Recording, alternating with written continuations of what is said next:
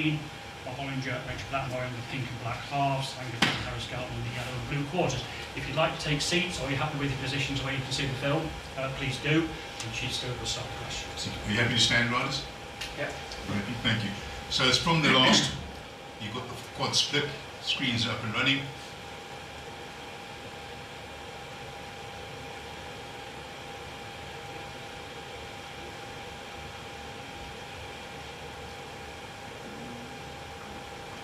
Your 2 or 3 working bits, obviously the first bit's having just jumped the last, and then just any considerations you may have for the stewards regarding the run to the line.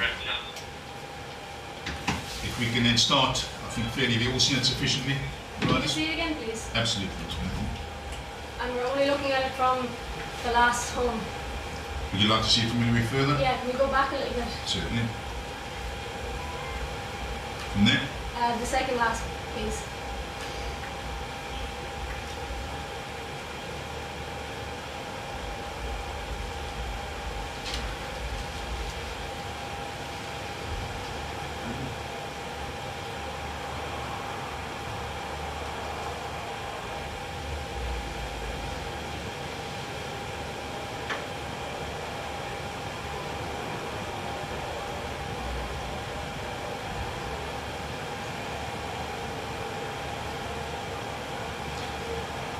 If I can just start with you, Ms. Blackmore, can you just explain to the stewards, from your perspective, talk us through the incidents?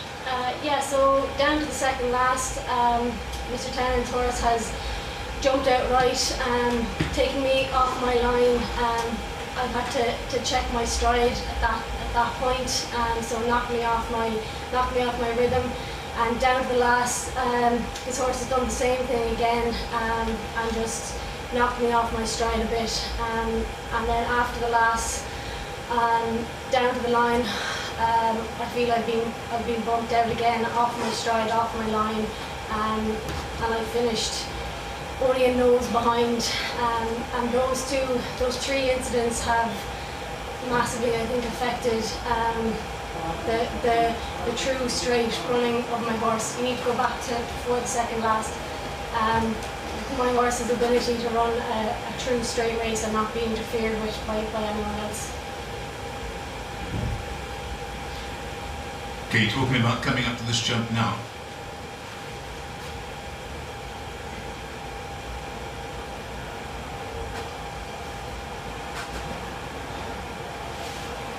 Yeah, my horse's head has just come up a little bit before the jump as he sees Mr. Townend's horse coming into his line, and I just felt it visually, or it felt as a rider that it was, you know, you're going down at the hurdle with a clear view, then there's a horse in front of you, your horse isn't going to be as quick and slick as you'd like. Just when you look at that side on patrol video there, it looks like you were still able to ride your mount out throughout that whole incident that you're referring to. How would you respond to that? Down to the second last you referred to, yeah. Yeah, but I'm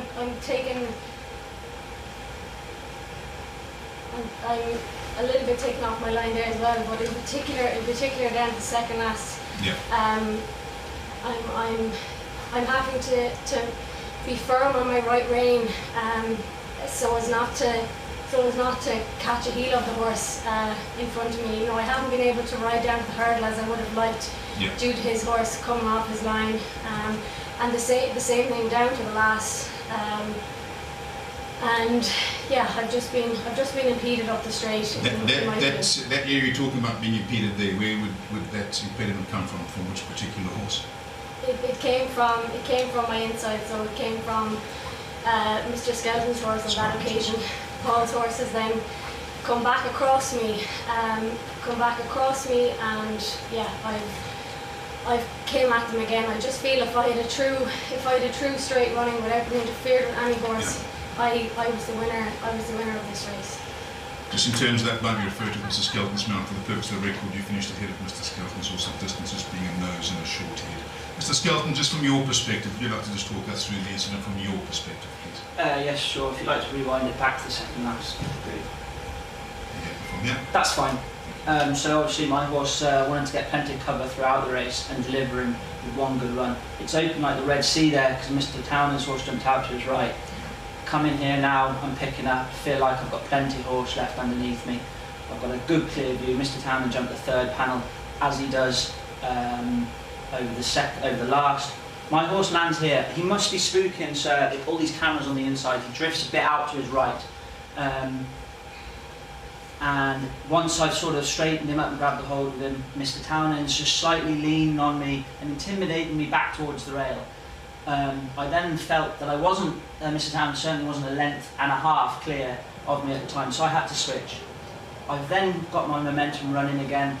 I think Mrs. Blackmore horse actually helped me carry me towards the winning line. I then, very close to the winning line, get a bump from both horses. I'm like a ping pong ball in the middle of them. I'm running out of room. He's coming with a winning run, like I felt, and I felt I was a very unlucky loser. If that 2 incidents hadn't happened, I think we won. If we're looking at the close-up side-on view that you're referring to, the incident here, you still maintain your ride forward at that particular stage? Exactly. I maintained my forward ride. I could keep going forward, but Mr. Townend certainly wasn't a length and a half or a length and a quarter clear of me. I had to switch him off his heels. I think the rule states you have to be a length to length and a half clear. It's nothing in the rule, but it's accepted that we like to see it clear, and if there's an impediment on that particular horse, we'll take that into account. But you seem to continue your ride forward. Continue my ride forward, but I'm running out of room. Yeah, I'm running out of room, so to cause no more, I have to switch my horse. I wanted the rail because I was getting the rail from 3 out. From the third panel, like Mr. Townend jumped, I was getting the rail. He spooked at the inside of the cameras, but I've got loads of room. But then I've had to switch him out. I then get a bump late on, very close to the line, and stop my momentum forward. If those 2 incidents hadn't happened, I feel I would have won.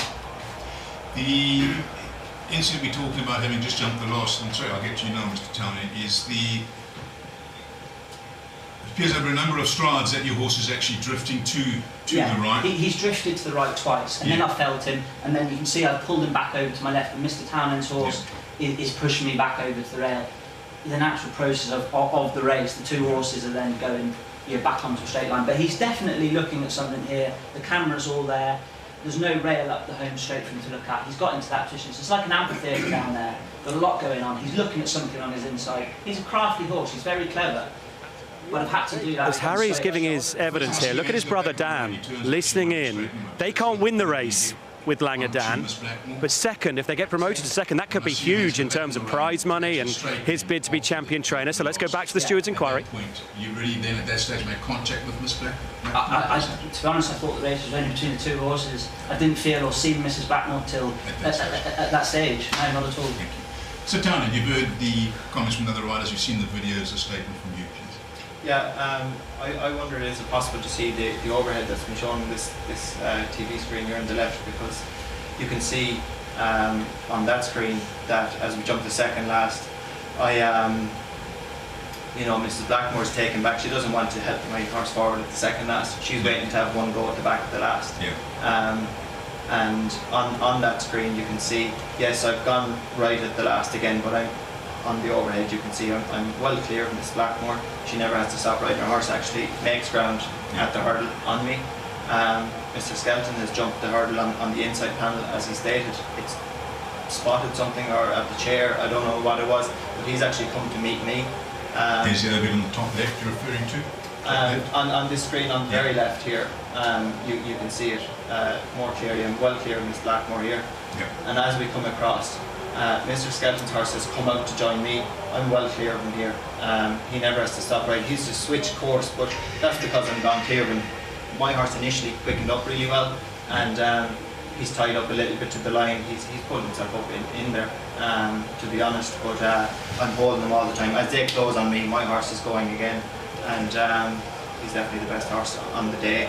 On the top left screen of the main screen, you can see where Mr. Skelton's horse comes from the very inside of the inside section out to meet me. As I come across, there's still loads of room for him to straighten his horse and get inside until I quicken by him, and I'm gone sufficiently clear that I'm able to get onto the rail and use that as a guide to the line. As I say, none of the second or third horses have had to stop riding. Mine has done himself an injustice, to be honest, as much as anything. Thank you, Ron. your evidence. I've got nothing further from us. And I have no further questions. Could you just wait outside then, Josh, while we consider, please? Thank you. So the